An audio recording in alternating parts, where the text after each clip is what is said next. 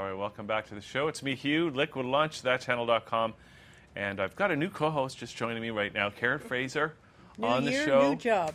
New year. Glad to be here. You were in the building for 5 minutes, and then you got a promotion, right? Well, you obviously know talent when you see it, or you're going to live to regret it. Well, let's find out, because this is live internet TV, and we've got Jackie Porter joining us, author of this book right here. Co-author. Co-author, yeah, Fair. yeah, and it's basically what's it? Single by choice or chance, right? That's right. Now, why'd you write this book? Well, you know what? It's actually a funny story because I'm a single woman, or I was a single woman for quite a while, and I'm really passionate about being independent and being financially savvy. That's always been something that I speak about to my friends, mentor my clients. I'm a financial advisor by profession, so it's always been something that's been top of mind. And then I'm on this journey with my mentor, and my mentor is Jill O'Donnell. She's the retirement specialist who co-wrote the book with me. And so here we are on this journey together. I'm writing about, the financial aspects of being single, and we follow these women. And through that journey, I happened to find my mate. So I feel like I had a plan, and then God laughed. Yeah, that's what usually happens anyway, Yeah, right? I think so. That's what life is, right? Yeah, learning. While you're making other plans. Well, that's great. Congratulations. Thank you. So now you have to write a different book. Well, you know what? To me, this is the beginning of a conversation anyway about, as a woman being single, that's something as a woman we can find ourselves in that situation at any point in time. People die, people divorce. And so, I'm just as passionate about being financially independent as I ever was. Mm-hmm. It's just I'm looking at it from the perspective of someone in a relationship and happily, in a relationship. Well, because, I'm just looking at the subtitle of the book, right? The Smart Woman's Guide to Living Longer Better. It doesn't really talk about the finances there, right? It's more of like we all want to live longer, live better and stuff like that. Of course, finances are a component of that. Or is that everything? No, not at all. And that was one of the reasons Jill and I wanted to collaborate, because we both felt that there was, way too many books on the marketplace that talked about one thing or talked about the other thing. So they talked about finance or they talked about lifestyle. I mean, there's enough books out there on finding your mate, and there's enough books out there on all of the nuts and bolts of finance. We didn't want to be that. We really wanted a book that kind of addressed the whole person. Mm-hmm. And the whole person isn't just money. The whole person is got feelings. They've got all kinds of dreams. They've got all kinds of things to think about in retirement that have nothing to do with money. What am I going to do after work? How am I going to spend all this time? Where am I going to live? Yeah. How am I going to live? How am I going to create meaning in my life? So what should they do? What should people do? Well, some of those questions Jill answers beautifully. She's the retirement specialist. Jill's written many books, including, I don't know if either of you are familiar with the Canadian Retirement Guide. Mm-hmm. That was a book that Jill did. So she has lots of answers to those questions. I think you kind of have to start with, what are you passionate about? What do you want to do? How do you want to live? Mm-hmm. What's important to you at this point in time in your life? And also people... go ahead. Well, I was just going to say, I think sometimes people, when they're younger, they don't anticipate that they may change their priorities as they get older. That's very true. So, I think they need to be counseled somehow that things are going to change, even though they probably won't believe it. Because I know, No, and that's what I liked about your book. You gently push people along. Cause it's so easy to take it in with your mind, but then to find lots of excuses why you can't maybe let it, maybe not quite like that. And somehow in the book, you just pull them along nicely and comfortably. So I think pretty soon they'll be there and not even realize that you've done it for them. Well, I'm really appreciative of you saying that, and thank you for that feedback. I'm glad that you had a chance to read the book. I think, again, this is I'm hopeful, and I plan to do more writing around the subject, that this is the beginning of women talking about their choices. I don't think we've had a lot of conversations around how do we want our life to look, whether we become single by choice or chance, what are our dreams. This should be the beginning of the conversation. I don't consider this the end of the conversation by any means. Well, isn't it true, Jackie? They raised us to dream for two, to be a pair. That's right. That's right. They really, I think you would have been taught egotistical to have a personal dream. But at some point when you realize you are single, you like it, and at this point, this is your life. Now it's a shock to realize you have to do the dream yourself. Mm. And we have no past training for it. Like, I think you were probably raised that you would take care of a family and that you would be out there bringing in the money, probably setting most of the goals for the family, like where they're going to live and what kind of house they're Well, going to not have. quite like that, Not Karen, quite but, like that? well, because my mom worked, right? Which was, I took that as normal. But even at Yeah. that time, it was probably more rare than it is today, right? That Oh, yeah. everybody's working today. And why has, it's a different world now. We have, the family unit is changing, and it's the marriage rates are not keeping up, and the family looks a lot different than it used to 50 years ago. That's very true. In fact, one of the fastest rising demographic are single women over 45.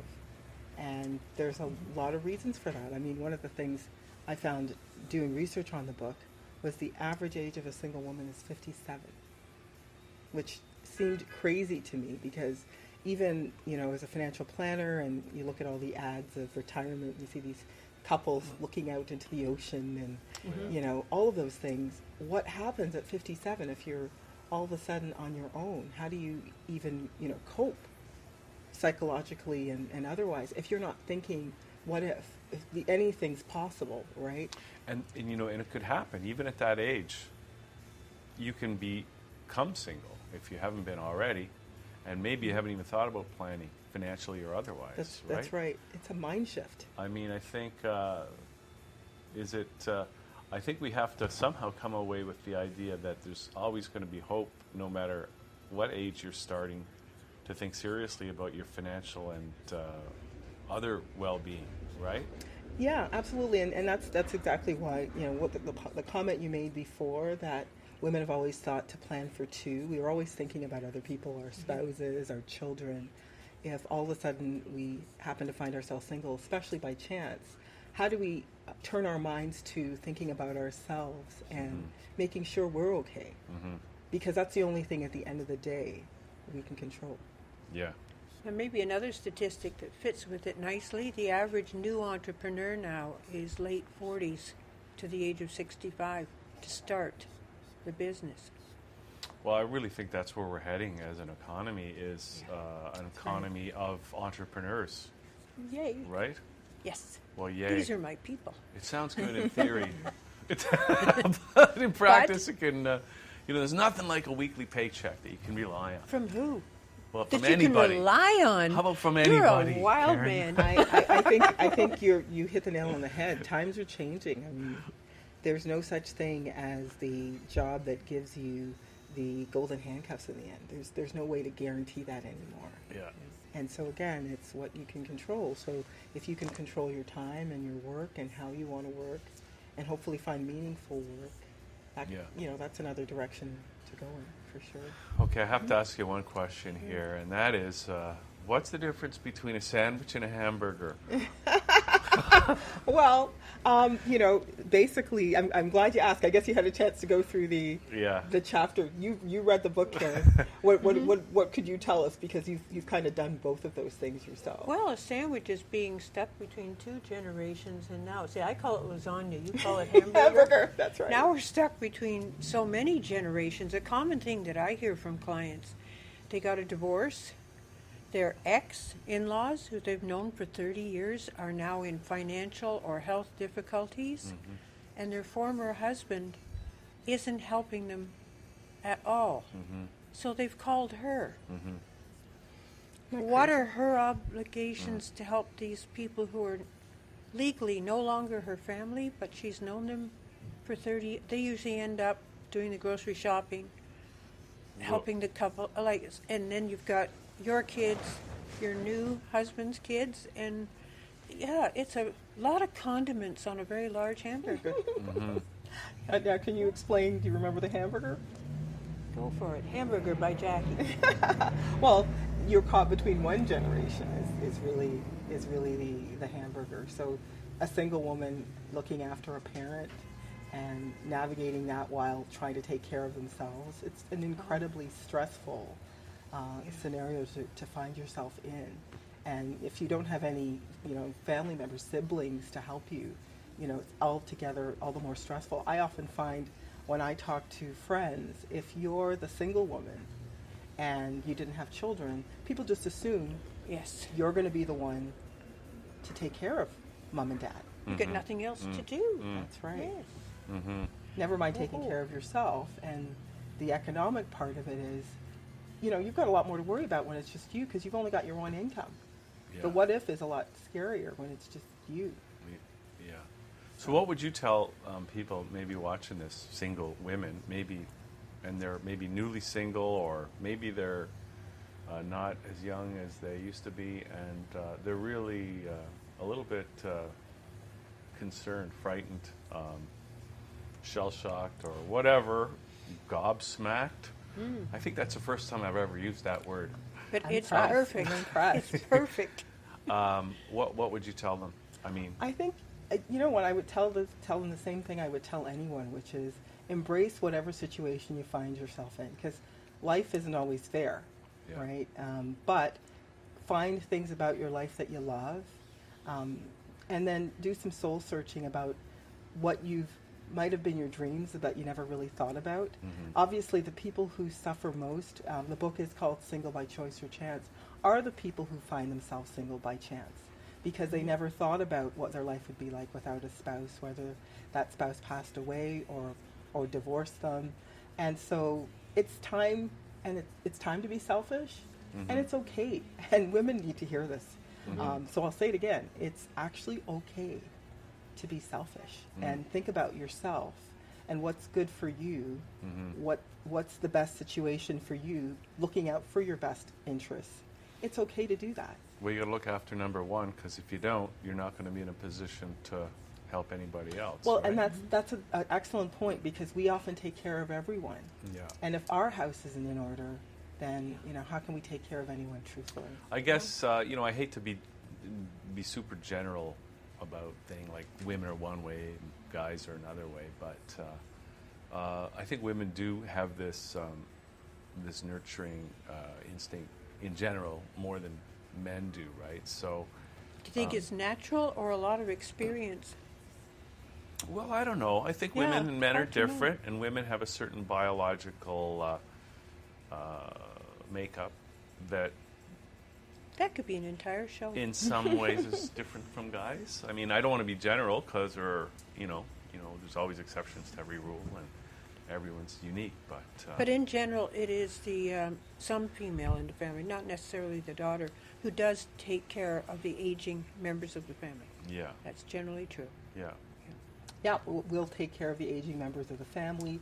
We will often put our career on hold to take care of the kids, which might mean we have less income, less CPP to rely on down the road, because, we'll often be the ones that put other people's interests before our own. Nothing wrong with that, but it has to be discussed and fully explored so that you can look at, well, what if something does happen? Where will that leave me? So who really is the audience? I mean, who's the audience for this book? Let's get into all the demographics. Okay. Is it young? Is it old? Is it women? Is it men? Like, would men benefit from You know it? what? I actually had somebody by the name of Mark Venning. He runs a blog called The Change Rangers, and I don't know if you're familiar with The Change Rangers. He actually has a comment in the back of the book saying it's good for men as well, which I thought was wonderful, because a lot of it's a resource book. It's meant to be a really easy read, and so he felt strongly that the tips that were given out in the book, the themes of the book, could apply to men and women. initially, when we wrote the book, we thought this would be a really great book for women over 45 who do find themselves single. But I've also heard clients tell me, you know what, I want my daughter to read this. I want her to start thinking about these things long before she needs to. I wish I had started thinking about these things a lot sooner. So we're realizing that the audience is a lot larger than we thought. Another demographic, we thought single women, but a lot of married women said to me, this is a book I want to know. I want to know what's going to happen, because ultimately I'm taking care of my mom now, who's in her 80s, and when I look around and I visit her at a nursing home, I don't see a lot of men there. So I kind of want to know what my options are in the event I find myself single at some point in the future. It's almost like insurance, right? Because you never know, right? I never thought of it that way, but yeah. It's funny, my parents were of a generation coming out of the Depression where they're terrified about money, thought about money, talked about money, worried about money. And as executor for both of them, when they passed, I realized that neither one of them knew very much about taking care of money, which made them worry even more. If they just had Jackie's book, it's a skill. It's common sense. It is a skill. You know, you put a good team of advisors together, like Jackie, to help you get where you want to go. It can be done. And I think of all the angst they had about money, and yet they knew almost nothing. A small example, my mother had Canada savings bonds. Oh dear, but she did. She needed a new car. So instead of taking the bonds that were matured, where you cannot earn another penny, she took the bonds that were still earning the interest and cashed those in to buy the car. Oh dear. And I couldn't Yeah. no, it just didn't Right. I know. just didn't penetrate. She cost herself money. Yeah. It's the whole issue of financial literacy, right? Yes. And they don't teach us in school. No, they don't. And they don't. No. I mean, I think this is probably one of the reasons why you guys wrote the book, is because there's a need for this kind of information. There right? is, and you know what? We really didn't want it to be, and my goal when I talked about the financial parts of the book is I didn't want it to be intimidating, because people are very intimidated in my job as a financial planner, and I do financial literacy work in the schools as well. You really want to make things as simple and clear as possible. Yeah. Because if people don't feel like you're speaking the same language as them, then there's not any accessibility, and then there's no opportunity for real connection and for learning to happen. So, Right.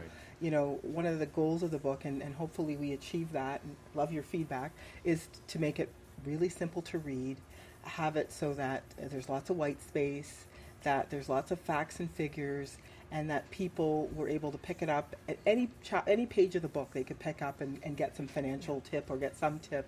I'm looking for the white space. Are you seeing any white space? I'm seeing a lot of white space. Well, Yeah. not that much. Bigger print. Just enough to make the other stuff stand out, That's so it. that it's easy to take get it in. into the brain. To take yeah. it in. Because we didn't want it to be a dry financial book that somebody's going to pick up and know. One day they'll read it, but not today. Yeah. Okay. So we're going to tell people where they can get the book, but are you doing any signings or events, or you do seminars or anything like that? Yeah, we're just in the process of booking seminars for the book. I was asked, actually, I had told Karen, I was asked recently by both CTV and the social, and also CP24, if we'd be willing to do an interview. So stay tuned for those. And we're actually actively looking to do more talks on the book. So if people are interested in having us come out and talk about how, because we do a workshop on the book, and how people can take information from the book now and make it work for them in their own lives. So if people are interested, we're very happy to do a talk on that. Didn't you mention you have one for newcomer women coming up for Women's Day? Yes, we That'll plan be on fun. doing a newcomer talk as well for women on Women's Day. We just haven't worked out the details, but please stay tuned. What do you mean, like new Canadians? New Yes. Canadian women, yes. Yeah, because it's, coming to Canada, it's now a different situation that they're in, so they kind of need that. That's the it. Canadian-specific information to help them And for out. some cultures, they've discovered something. Women here have money and have a good time with it. Yeah. And this is new, and they want to be part of it. That sounds like a whole other show, too. It's radical. Women actually having money, having fun, yes. That's the way to go. Where, That's where will actually it all end? hopefully nowhere, no time soon. No end. No time soon. Next thing you know, they'll be getting the vote. Uh-oh. Hugh, What? No, Uh-oh. just kidding. Okay, well, that's great. Now, where can people get the book? So right now the book is available in chapters on Amazon. We actually were really excited because around Christmas time I found out from a client that the book was on back order on Amazon. So we were really excited. We don't know if that means we'll get a check in January for $200 or $2,000 or whatever. But we That's were pretty good. quite happy. But it is back on order now, so people can pick up the book again. And it's also, so Chapters, Indigo, and Amazon is where you can find it. Is that online or in the stores? Or In the stores as well. as well. And this is what it In looks the like, stores as people. well. So just look for those 3 bluish eggs in the bird's nest, and that's the book you're looking is for. it all the nest Yeah. with the eggs? Exactly. Not having your eggs in one basket, but we do Oh, here. yeah, exactly. Now, also, I mean, your work as a financial planner That's is, right. complementary to the information in the book. So where can people get in touch with you if they want to, maybe they just want to get in touch and Ask get some Jackie. financial planning done? That's right. Well, they can email me at askjackie at cartwm.com. That's askjackie at cartwm.com, which stands for Wealth Management. They can check out my website. I always encourage people. I try to put recent information, blogs, And that's it, newsletters. askjackie.com, right? Askjackie.com. See, that's a fantastic website you got Thank there. you. Yeah, Thank that's you very very much. good. Okay, all right. Great to meet you. Thanks so much, Hugh. Yeah, thanks for... All right. Happy New Year, everyone. Yeah, thank you. So we're going to take a little break here on the show, and then we're going to kind of switch it up here. Yeah. And we're going to talk about the future, and being the beginning of 2017, it's probably a good idea. Another topic people like to run away from. Well, let's not do it now. Well, Just No, take- not now. Resolutions. Yeah. Okay, we'll be right back here on ThatChannel.com.